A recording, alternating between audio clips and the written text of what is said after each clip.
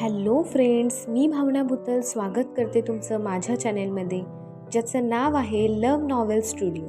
चला तर मग स्टोरीला सुरुवात करूया. पण त्याआधी चॅनेलला सबस्क्राईब केलं नसेल तर सबस्क्राईब करा आणि बेल आयकनवर क्लिक करा. कथेचं नाव आहे मिस्टर सोलमेट, मी फक्त तुझीच. लेखिका भावना भुतल, व्हिडिओ एडिटर सोनाली जाधव, स्वर शिखा भुतल. मिस्टर सोलमेट भाग 4.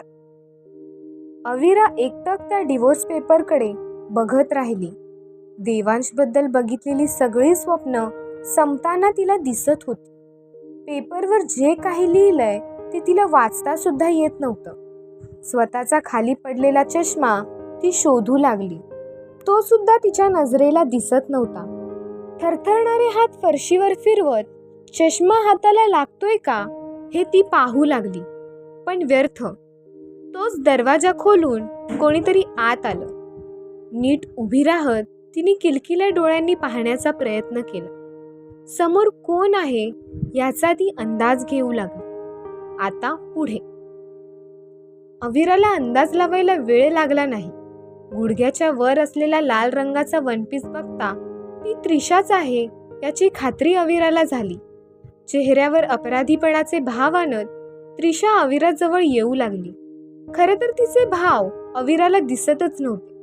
त्रिशाने आत येताच जाणून बुजून अविराच्या चष्म्यावर पाय दिला आणि तो तोडून टाकला. चष्मा तुटल्याच्या आवाजाने अविरा पटकन जमिनीच्या दिशेने झुकली. जमिनीवर तुटून पडलेल्या चष्म्याचा काचा चमकू लागल्या. त्रिशा, माझा चष्मा, अविराने त्रिशाकडे बघत म्हटले. पण त्रिशा मात्र मिश्किलपणे हसत उभी होती. अविरा त्रिशाचा पाय चष्म्यावरून काढू लागली. त्रिशा मात्र जमिनीवर पाय घट्ट रोवून उभी होती. त्रिशा, माझा चष्मा आहे तुझ्या पायाखाली, पाय बाजूला घे, मला चष्मा काढू देत. अविराने जमेल त्या ताकदीनिशीर त्रिशाला दूर ढकलले. त्रिशाचा तोल जात त्रिशा मागे जाऊ लागली, पण त्यातल्या त्यात तिने स्वतःचा तोल सावरला. नेमकं त्याच वेळेला त्रिशाला बघायला म्हणून देवांशने खोलीत प्रवेश केला. देवांश खोलीत आलाय हे बघून त्रिशाने त्याच्याच पुढ्यात जाणून बुजून खाली पडायचं नाटक केलं. आह, आई ग म्हणत त्रिशा पोट धरून भिंतीवर आदळली. त्रिशाच्या नाटकी रडण्यात देवांश सहजच फसला. देवांश, आपलं बाळ, त्रिशा पोटावर हात धरतच म्हणाली. अविरा, देवांश मोठ्याने ओरडला आणि रागातच अविराजवळ येत त्याने तिच्यावर हात उगारला. त्याच्यावर जीवापाड प्रेम केल्याचं बक्षीस आज अविराला देवांशकडून मिळालं होतं. देवांशचा हात इतक्या तीव्रतेने तिच्यावर उठला होता की तिच्या गालांवर बोटाचे पडसाद उमटवून गेला. देवांश, मी काही नाही केलं. अविरा गालावर हात ठेवतच देवांश समोर स्वतःची बाजू मांडण्याचा प्रयत्न करू लागले. देवांश, तू स्वतःच्या डोळ्याने बघितलंस म्हणून बरं झालं, नाहीतर ही आपल्या बाळाचा जीवच घ्यायला निघाली होती. डोळ्यांतून खोटे अश्रू काढत त्रिशा म्हणाली आणि देवांशचा हात धरत ती त्याच्या बाजूला उभी राहिली. अविराला नजरेने स्पष्ट असं काही दिसत नव्हतं, पण तिच्या धुरकट नजरेला देवांशच्या हातात गुंतलेला त्रिशाचा हात मात्र दिसत होता. अविरा, देवांश तुझ्यावर प्रेम नाही करत. तू त्याच्या टाईपची मुलगी नाहीयेस. गेले कित्येक महिने आम्ही एकमेकांसोबत आहोत. आता तर आमचं बाळ सुद्धा या जगात येणार आहे. तू ही गोष्ट ॲक्सेप्ट कर आणि देवांशला डिवोर्स दे.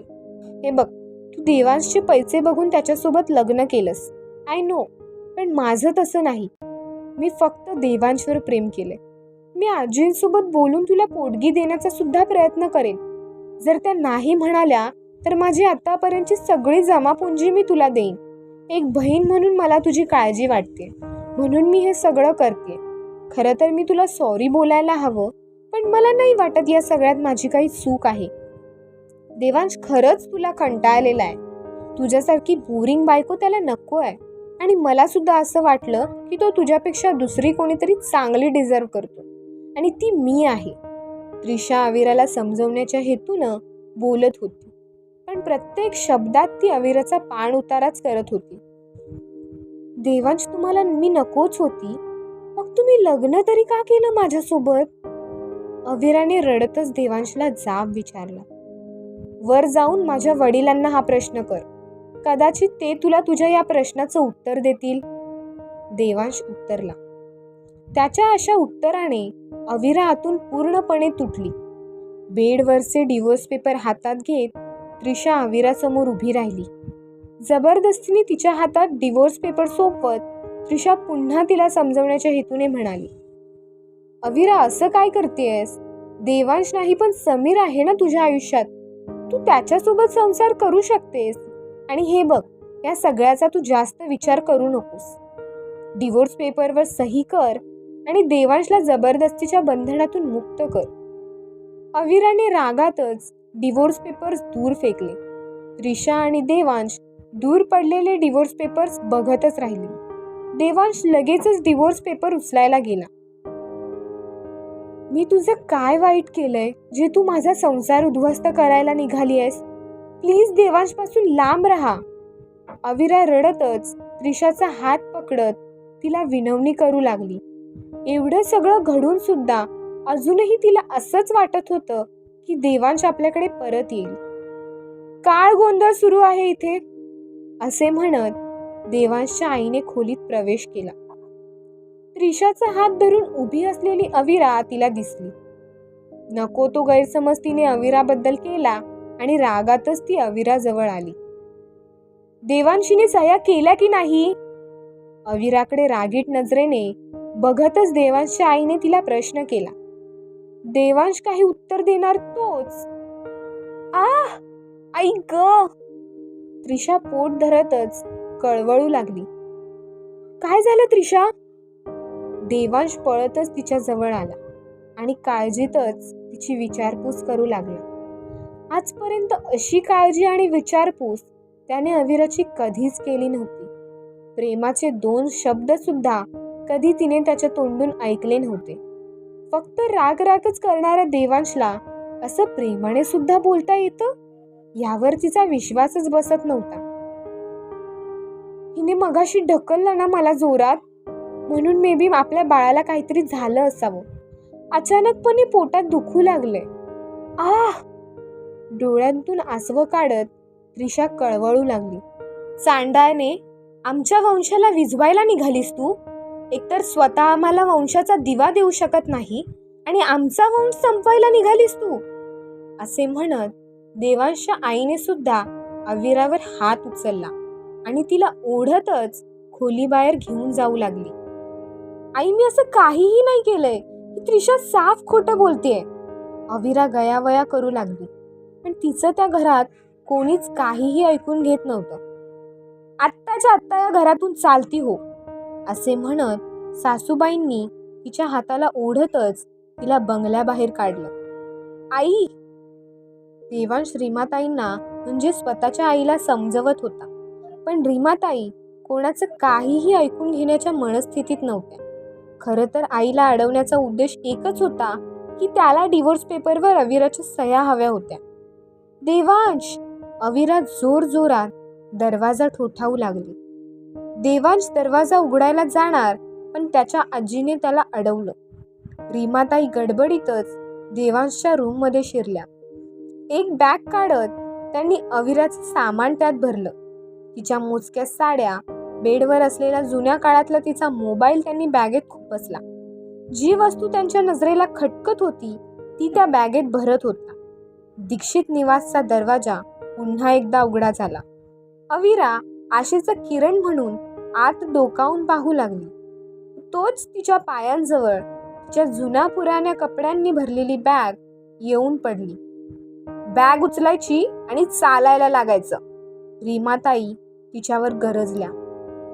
ती मात्र त्यांच्या मागे उभे असलेल्या स्वतःच्या नवऱ्याकडे पाहत होती, ज्याच्यावर तिने मनापासून प्रेम केलेलं आणि त्याच्यासोबत राहण्यासाठी त्या घरात होणारा त्रास तिने सहन केलेला. आपल्याला होणारा त्रास बघता कदाचित तो पुढे येऊन काहीतरी बोलेल असं तिला वाटलं. पण तो स्वतःच्या आईला आत घेण्यात व्यस्त होता. स्वतःची आई आत आली तसं त्याने दरवाजा बंद करून घेतला. अविरा, प्लीज जा तू इथून. पुन्हा मला तुझं तोंड सुद्धा दाखवू नकोस. मला नाही आवडत तू. मोठ्यानेच तो अविरावर ओरडला आणि धाड करून त्याने दरवाजा बंद केला. खूप वेळ ती दीक्षित निवासच्या मुख्य दरवाजापाशी बसून रडत होती. अचानकपणे तिचं जगच बदलून गेलं होतं. आज लग्नाचा दुसरा वाढदिवस म्हणून देवांसाठी त्याच्या आवडीचं जेवण बनवण्यात तिने दिवस घालवला. रात्री तो घरी आल्यावर स्वतःच्या आवडीचं जेवण समोर बघून नेहमीप्रमाणे एक स्मित तिला देईल हीच एक छोटीशी इच्छा तिची होती. जणू तेच ॲनिव्हर्सरीचं गिफ्ट तिच्यासाठी असणार होतं. पण सगळंच संपलं होतं. एकटक ती बंद दरवाजाकडे बघत होती. थंडगार वारा शरीराला झोंबत होता, पण तो तिला जाणवत नव्हता.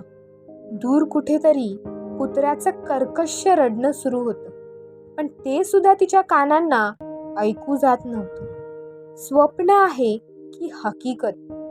अजूनही याच चक्रव्यूहात ती अडकली होती. आणि तोच तिच्या बॅगेतील मोबाईलची रिंग वाजली, ज्याने तिला अस्तित्वाची जाणीव करून दिली. बॅगेची चैन उघडून ती त्यात स्वतःचा मोबाईल शोधू लागली. एकदम तळाशी जाऊन फसलेला तिचा मोबाईल कपड्यांच्या ढिगाऱ्यातून तिने बाहेर काढला. किलकिल्या नजरेने फोनवरील अंधुक दिसणारे नाव वाचण्याचा ती प्रयत्न करू लागली. जे वाचून एक वेगळीच चमक तिच्या डोळ्यात आली. कोणाचा असेल फोन ते कळेलच पुढील भागात. हा भाग कसा वाटला हे कमेंट सेक्शनमध्ये नक्की कळवा. धन्यवाद.